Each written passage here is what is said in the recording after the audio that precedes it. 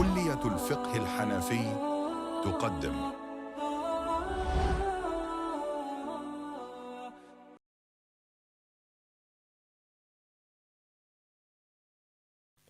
بسم الله الرحمن الرحيم الحمد لله والصلاة والسلام على رسول الله. Alhamdulillah, today we come to our final discussions in regards to the inheritance laws that we're doing. Alhamdulillah, we've understood everything up till now. Everything we've done will allow you to be able to distribute in a practical way the estate of a deceased person. There are other rules, but these rules go into complications and they're not required. If you understood this much, this will allow you to be able to practically divide up any estate. The only thing I would say left now is, firstly, one thing is that everyone that's doing this course, I would really urge you to make sure that you have a will in place. Download a will, that simple will, and make sure you have this will, at least a simple will in place, to prevent what we talked about previously, to prevent the intestacy laws from coming into play and prevent any complications as well after passing away. If your property is worth quite a lot, your estate is a lot, then you must make sure, I would recommend you spending a little money to obviously go to an expert solicitor so that you are able to save on inheritance taxes as well, because there are things that can be done legally to save on inheritance taxes, and the amount that you're saving is worth spending that little bit of money on this. So going to tax advisors and solicitors who will be able to guide a person best according to how to do the will, how to structure the will. So this is something I really recommend people to make sure that by the end of this course, people should have at least a simple will in place. Now, the second thing here now that's left, I would say, are just a few fiqhi rulings, just a few practical rulings and to do with inheritance.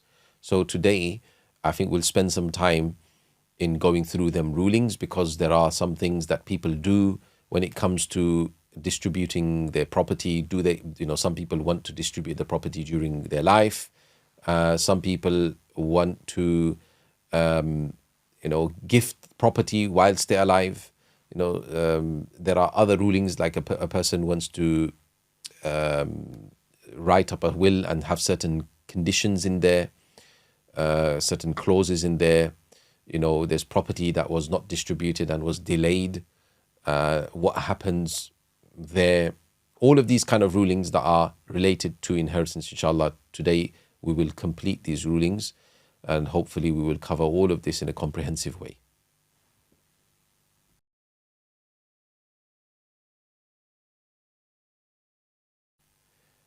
Bismillahir Rahmanir Rahim. Now we move on to our final discussions. So we're wrapping up the important rulings first in regards to the inheritance. So just to show you here,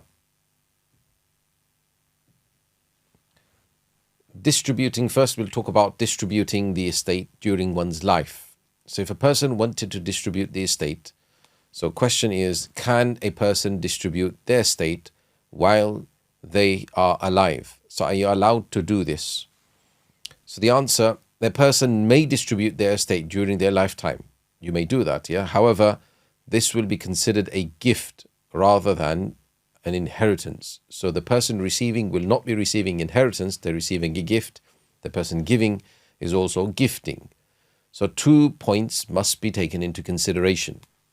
Firstly, the motive for distributing the estate should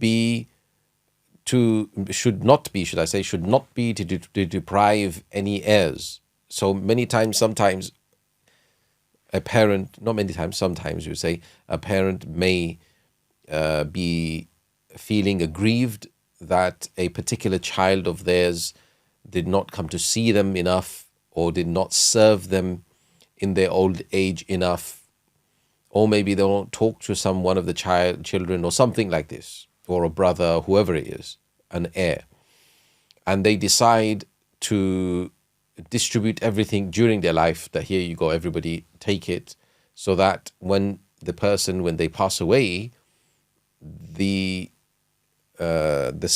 child that they didn't want to receive a share does not receive a share anymore, doesn't receive much. So the idea here is that here clearly this person is trying to deprive an heir of their right.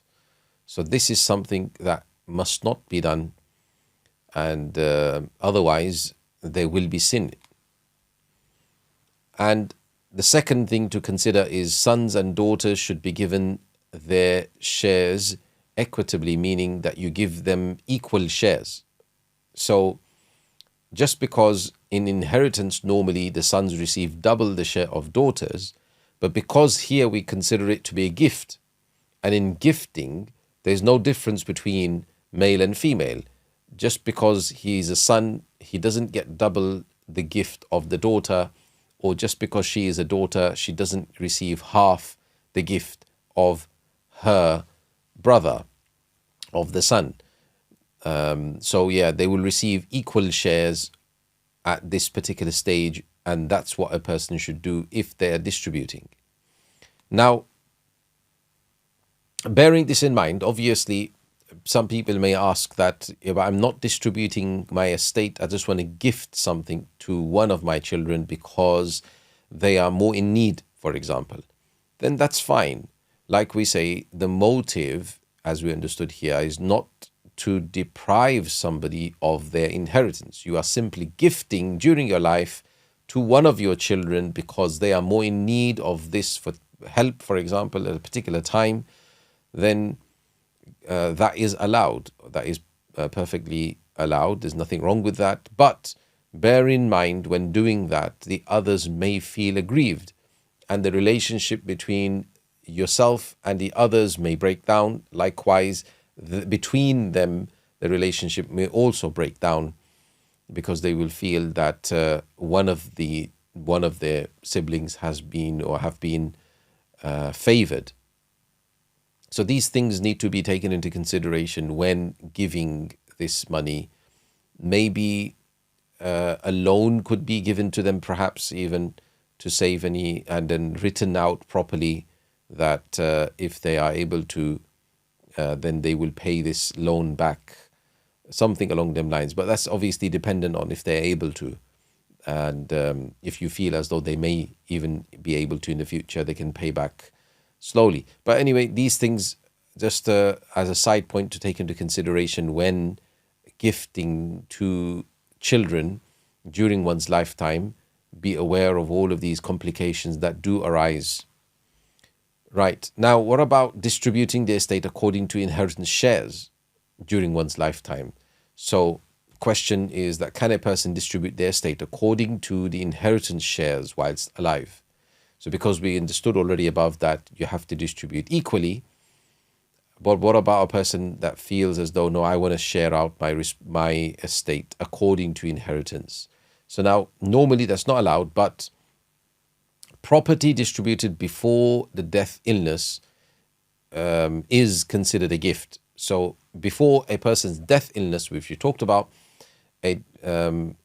any property distributed during this time will be considered a gift, while property distributed after the death illness is considered a bequest. So once the death illness has already come into play, a person is in their death illness, during this death illness, the property distributed is considered a wasiyah, a bequest.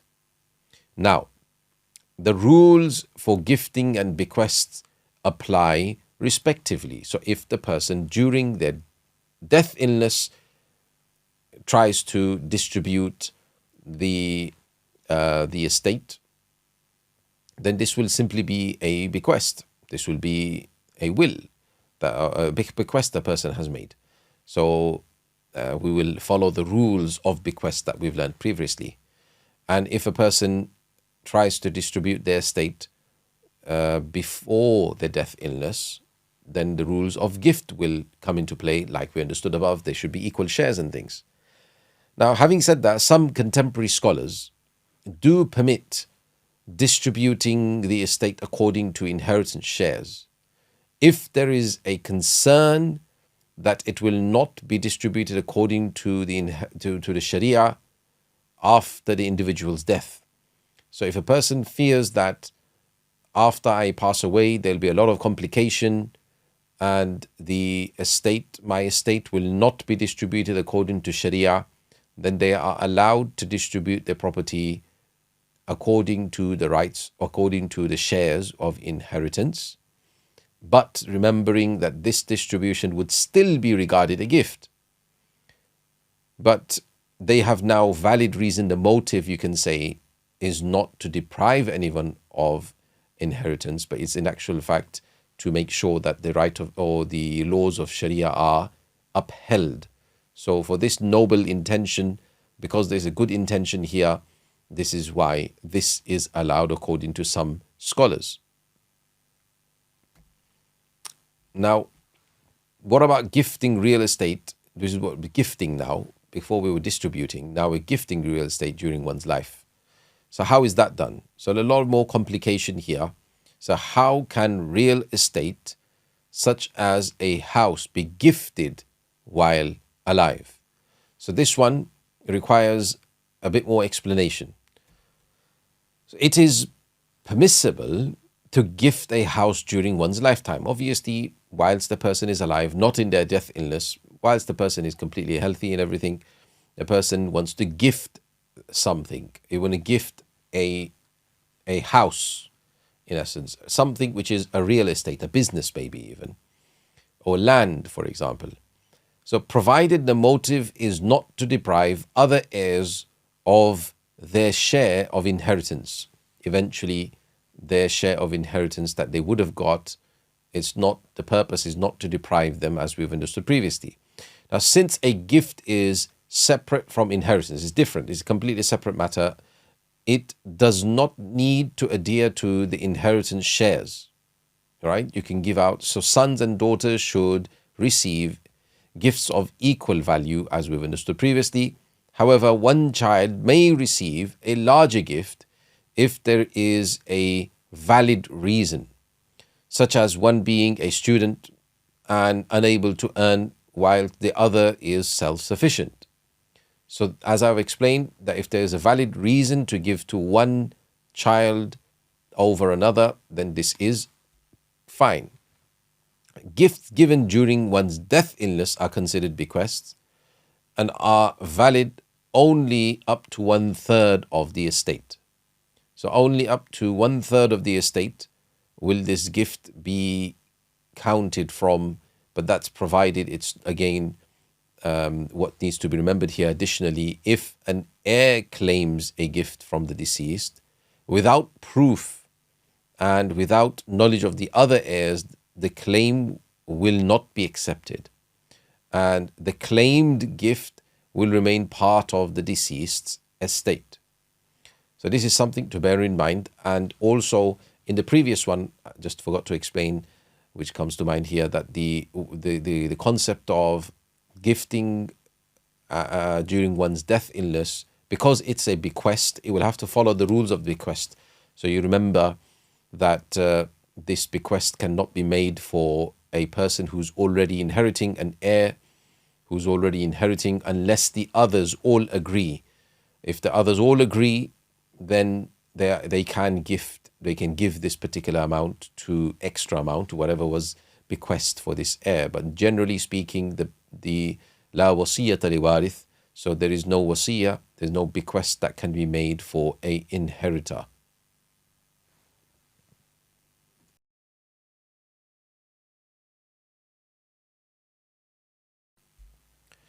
Now, continuing on this discussion of gifting a real estate. Now, what's important here, for a gift to be valid, the recipient must take possession of it. So if I was to, for example, gift you something, then you have to take possession. I can't just say this is your gift and you never took possession of it, because then it will not be complete. The gift would not have been complete. So therefore, if I pass away, then that is not yours. You can't claim that gift. You can't say, he said that this is my gift. It will not be a gift, because you have to have taken possession over it. So if the recipient does not take possession, the gift will not be valid. This means that the house will remain the donors. If the house was gifted, the house will remain the donors, the one who gifts, yes, and will be included in their estate. So it will be included in their estate and will not become a gift to the person who was gifted because they never took possession over it. Thus, the donor, how are you going to gift? The point is that here, the question arises, we can gift. So for example, if you gift a movable item, then that's understood, you just take it and take possession over it. But how do you take possession over a house, an immovable property like this, or land, or a business, or something like that, right? So he says that thus the donor must transfer the house, including all its contents, to the recipient, relinquishing all rights over it. Now, when we're talking about transfer, it doesn't necessarily mean transferring deeds over, because deeds transferring over makes no difference. Transferring the house means actually giving the house over to the recipient, to the one who they wish to gift to. And how they would do this, the easiest way to do this, there are ways to do this, but I'm just going through the easiest way because other ways are very complicated. So the easiest way to do this is gift the entire house, including all the contents in the house. Meaning, if I was to gift, for example, my son, I would gift the entire house, including the furniture that belongs to me, including my clothes that are in there that belong to me, everything. I'll gift everything that belongs to me, including this house, to my son, to the recipient. So relinquishing all rights over it. So now he can take possession over that house.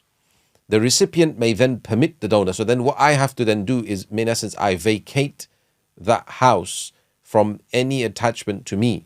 That's what I've done.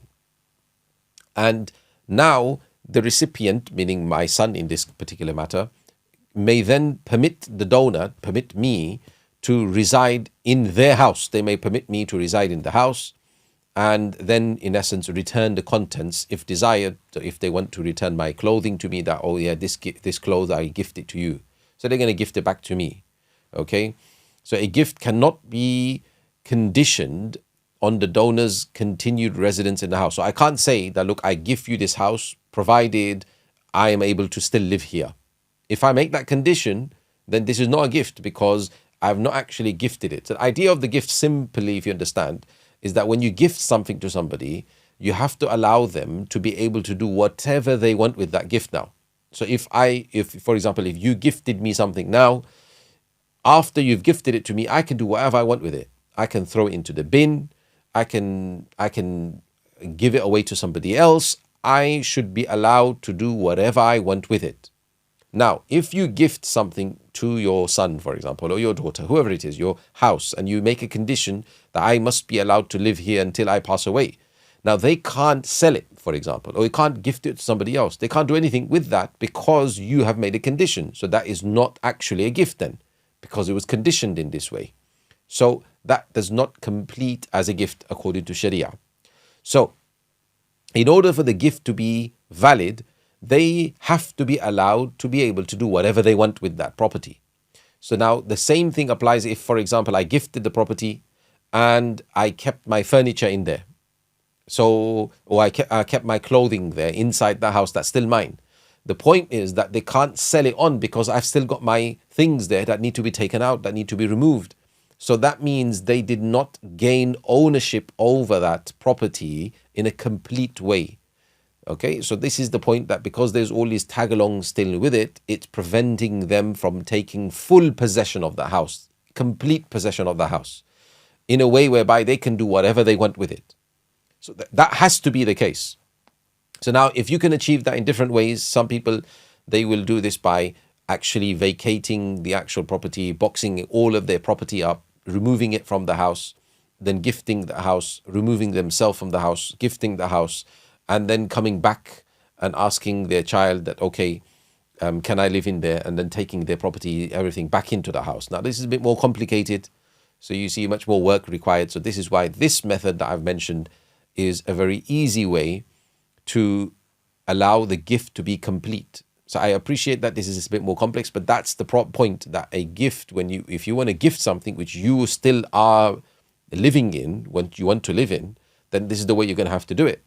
Otherwise, you gift it properly, gift it completely, and move yourself out of that house, out of that property. You have nothing to do with it anymore. It's theirs. You've gifted it. So that, I know some people may be thinking that why are we making you do all of this? But it's because you want something. You want that you still live in the house, but you want to gift it to somebody. So this is the only way. This is the way, in essence, easier way that you can do this. If you relinquish all your rights that are attached to that property, gift everything over.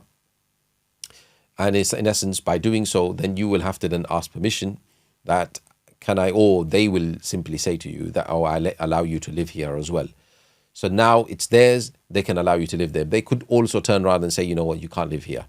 But that's up to them because you gifted it. So that's the risk you take if you want to gift in this way. Now, the purpose is, the process, should I say, the process is complicated because a gift is legally valid only after possession is transferred. Okay, this is obviously something I explained. An alternative is to sell the property. You can actually sell the property rather than gifting it. Yeah, so you can sell the property to the recipient for a nominal fee instead of gifting it. So you can say instead of gifting, right? Because gifting is complicated, as you understood previously. So an easier method, the easiest method I would say here, is sell it to them. So if you want to gift to your son, rather than gifting it to your son because it's already complicated, just tell him I'll sell it to you. Sell it to them for a nominal fee, for whatever you want, £10, £100, whatever it is that you want to sell it to them for. So I sell you this property for this much amount. So you sell it to them. Now, since a sale contract does not require possession for completion, for it to complete, it doesn't require possession. The seller does not need to vacate the property or gift their possessions only to take them back. You know, that you're going to gift the possessions, then you have to take it back. You don't have to all do that. So a verbal offer and acceptance are sufficient for the transfer of ownership. But if you wish to do this, then it's important making sure that later on it doesn't cause any complications, that make sure there's some sort of proof that this particular son has, or this particular child, or whoever it is that you're gifting to has, that this sale took place and it actually is theirs. Obviously, you may not wish to declare this according to government that this sale is taking place because governmental rules are different. The sale to a relative like this cannot be done unless it's for actual value, and then you've got all stamp duty and transfer of property, fees, and all of this to pay. There's a lot more complication according to legal UK rules when it comes to selling, and gifting is a lot more easier to a degree. So in terms of governmental level, in terms of UK law, you may not wish to declare it to be a sale because you're satisfying a Sharia requirement here.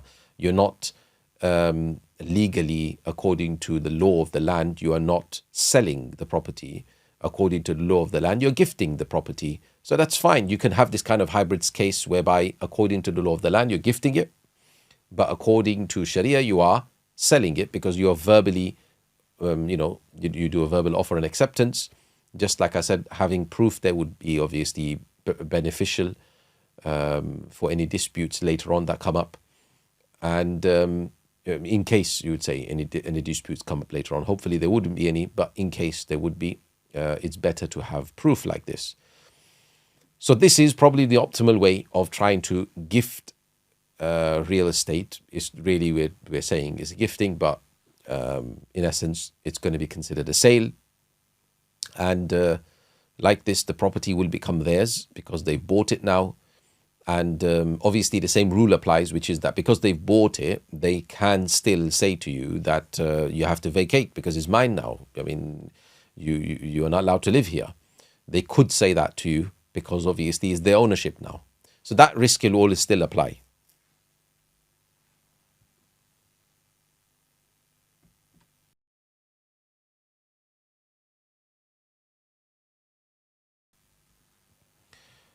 Now, the fetus.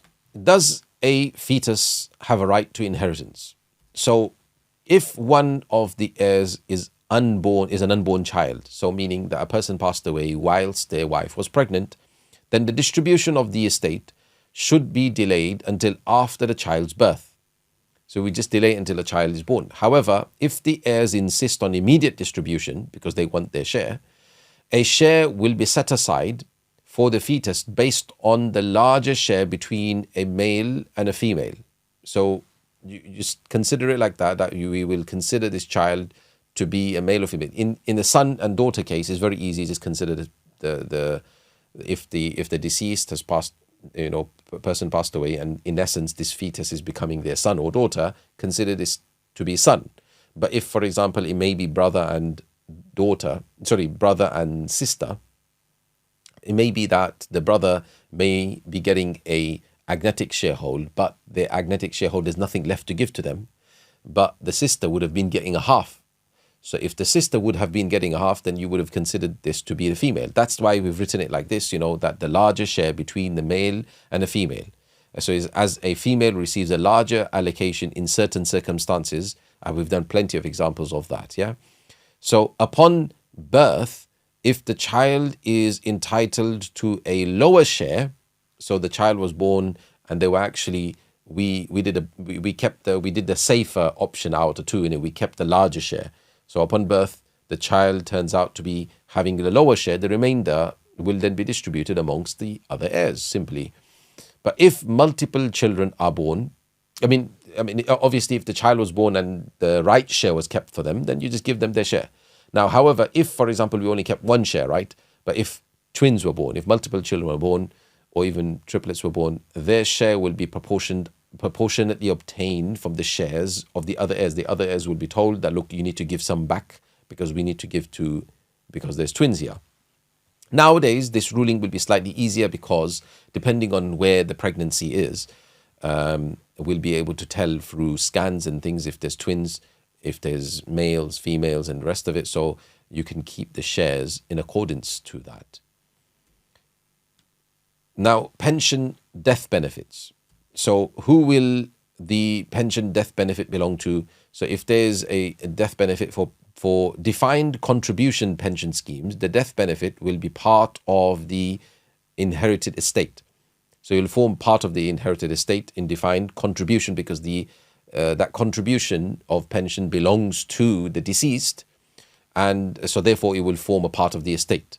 But for defined benefit pension schemes, not defined contribution, but defined benefit pension schemes, which generally was offered by the NHS or even, for example, TfL, then the deceased's contribution towards the pension will be part of their estate, whilst the remainder will go to the individual assigned or designated by the employer. So if the employer decides that, for example, this person passed away leaving behind a dependent, and this dependent, we will allocate to them a certain amount, whatever that amount is, then they are deciding to gift, in essence, that amount to this particular dependent, right? So therefore, that will go fully to that dependent because it's not the money that was, or the contributions that belonged to the deceased that they're allocating.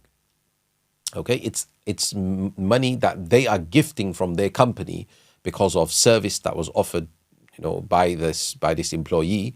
They are gifting to one particular person, one particular dependent, whoever it may be, or two or three, however many they may be. That will be given to them because that's a gift from the company. The contributions that are being given that the deceased made, those contributions will form a part of the estate. So hopefully that is clear. The relinquishing right to inheritance. So if, for example, how does an heir relinquish their right to inheritance? So they don't want their inheritance. They say, I don't want my inheritance. You people take it. I'm relinquishing myself from gaining an inheritance. So merely verbally stating that one is giving up their share of the inheritance is not sufficient. You can't just say, I don't want it. As the share, because the reason is because the share automatically becomes the property of the inheritors upon the individual's death. So once the person that they're inheriting from dies, the deceased is obviously passed away now, automatically the shares, according to the Quranic way, had already entered into the ownership, meaning they were already allocated for this person. Now, the proper method, so because they are allocated, now when you're relinquishing, what are you doing? You are gifting your share to the others, but you can't gift something which you haven't actually taken possession of. So the proper method of relinquishing one's share is to take possession of it, first take possession of it, and then gift it to whoever you wish. One of you, whoever you wish, you just gift it to them. Okay. However, to simplify the process, if a person doesn't want to take possession and then gift it like this, one may give up their share without taking possession in several ways. First way is prior to allocation of the estate. So before any allocation was done, what they can simply do is take a unique item from the estate, take one item from the estate in exchange of their share. So they'll just take, for example, a cardigan, an item that belonged to the deceased that was part of the estate, and just say, okay, this is my estate, meaning I'm valuing this item equal to my share. So whatever my share is, this item is valued at that. So now you have taken your share because you valued it to that level. Everyone else valued it to this level. So it's fine because it's a unique item. So you can value at whatever you want.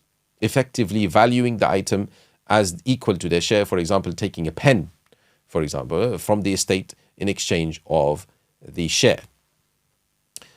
Because of the sentimental value, you can up the value like this. So anyway, the other way, another method is prior to allocation of the estate. Still, we're doing prior to allocation. Barter their share with other inheritors for a unique item not found in the estate. So it's similar to the previous one. The difference here is that you're bartering because there's no, for example, there's no pen in the estate. So what you're doing is you are telling somebody else, like a brother or somebody else, that's a sister, that's part of the heirs, you're telling them, okay, you know what, I will barter, I will sell you in essence my share, that's mine, I will barter that with you for a pen that belongs to you, for example. So after the offer and acceptance, the item may then be forgiven. You can forgive the pen. Okay, you can keep the pen. So exchanging a share for example, a cake. You can just tell, okay, I'll barter it to you for a slice of cake, or then they can buy you a cake. You can, and they will take your share for it. So this way you can barter their share. And the third way is after allocating. This is after the allocation has already been done now. So appoint a testator as an agent to take possession. So on your behalf, somebody will take possession of your share as a wakil, as we say, as a somebody to stand on your behalf and take possession, and then gift one's share. Then they will gift the share to whoever you've decided that they will gift it to, or if they gift it to everybody, they will gift it to everybody. So this one is a bit unclear. Actually, that's just the comment that was made, sorry. So just ignore that. So the simple method over here, simply what's happening here is that the possession of the one person is taking possession on your behalf, and they will then, as a person who's representing you, will gift to the whoever you decide to gift it to. Just ignore the last things. That was just a comment. I was meant to delete that, but I just forgot to delete it. Right, anyway. Now, items of minimal value. Okay, can an heir keep items of minimal value, such as clothes, from the deceased's estate? So the estate encompasses all belongings of the deceased. So anything that belonged to the deceased, it forms a part of the estate, including items of minimal value like clothing. These items can be sold. You can put them up on second-hand shops. You can give it to on eBay, whatever you want, with the proceeds adding to the estate. Now, alternatively, if you don't want to do that, right, then heirs may agree to allow an individual to keep them.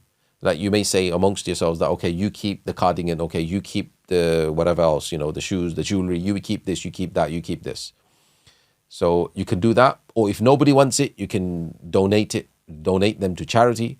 However, if any heirs are minors, so if there's heirs amongst them that are minors, the items should be sold and the proceeds included in the estate, as the minor's consent is not considered valid according to Sharia. So even if the minor gives us consent, that will not be considered. Now, unlawful wealth. Will unlawful wealth be included in the estate? So wealth acquired through haram, meaning forbidden means, will be excluded from the estate, as the Sharia does not recognize ownership of such wealth. Examples include wealth acquired through gambling, theft, interest, or unlawful transactions. So regarding insurance payouts, if there's an insurance payout like life insurance or something, then only the sum of premiums paid by the deceased is considered part of the inheritance. So any premiums yearly they've been paying, that will, you sum that all up, you add that all up, and that can be taken as part of the estate. Any excess is considered interest and not included in the estate. That has to be given away in charity. Non-Sharia distribution. So what should be done if the estate is not distributed according to the Islamic laws of inheritance? So upon the death of a person, we've understood this concept, the transfer of their estate is governed by Islamic laws of inheritance, which will override any non-Sharia compliant bequests. So if there's any non-Sharia compliant, non-Sharia bequests, should we simply say, taking away compliant, then the laws of Islamic inheritance will overrule this. So thus, if a person receives a share of the estate to which they are not entitled according to Sharia, this wealth will be haram and must be returned unless all inheritors agree otherwise. So for example, if one person amongst the heirs was given by the will of this person, of this deceased, was given a larger share than they should have received according to Islamic inheritance, then this person must return that into the pot and only take what they are entitled to. So if they don't, then they're going to be sinful for this. Such infringements are akin to usurping. You are usurping the rightful wealth of another. Examples include the deceased stipulated a will that conflicts with divine dispensation, how Sharia divided this wealth, giving certain heirs more than their entitlement and others less. So that is not allowed. Okay, the deceased's will, number two, the deceased will causes a delay in inheritors receiving their due right, such as prohibiting the distribution of the house until the spouse's death. We'll talk about that in more detail. Number three, the estate is distributed according to the laws of the land that do not conform to Islamic allocation. And number four, an heir wins a legal battle to obtain a larger share than what is due according to Sharia. All of this is not allowed. Now this number two, as I explained, delayed distribution. What happens if the distribution of the estate is delayed? Each heir will receive, so if you delay the distribution, so each heir will receive their share based on the estate's value at the time of distribution, even if this occurs many years later and the estate's value has changed. For example, if a person passed away in 2010, leaving behind two sons and a property valued at £100,000, and the property was not distributed because the younger son lived in it. Okay, by 2020, when the property's value had risen to double that, 200,000 now, each son will now receive 100,000 each. Okay, so this is regardless of the son who was living there, having done renovation works there, extensions there, whatever they've done there, they've done that out of their own will. They can't then say that, oh, I made the property value higher. That doesn't matter. Okay, you should have clarified from before that if with the other person who owned that property with you, the other son, in essence, in this example, that look, I'm spending this much money in it, but that's a debt that's owed to me later on when we distribute it. I want that money back. You have to clarify that from very before. You can't claim it afterwards. Okay, unless they agree, then that's fine. But otherwise, if they don't agree, then whatever the value of the property currently is, that is what will be distributed at the time of distribution. All of that expenditure that they've spent in that obviously, clearly they were benefiting from it whilst living there, so they can't claim that afterwards.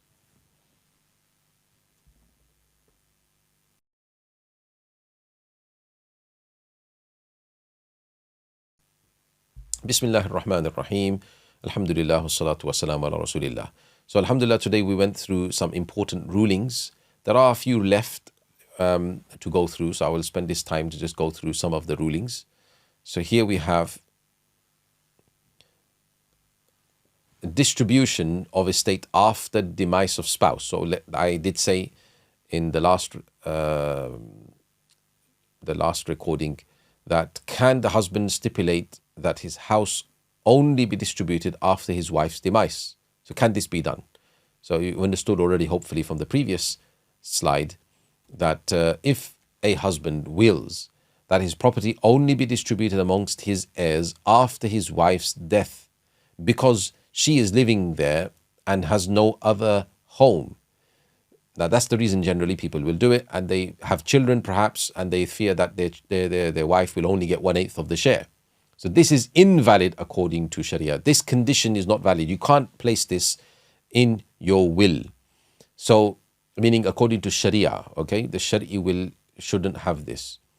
The rightful heirs cannot be, this mechanism of distributing the property after the demise of the wife is utilized by tax advisors to try to, or by solicitors to try to minimize the tax, to try to allow the property to the wife to, in essence, get double tax band.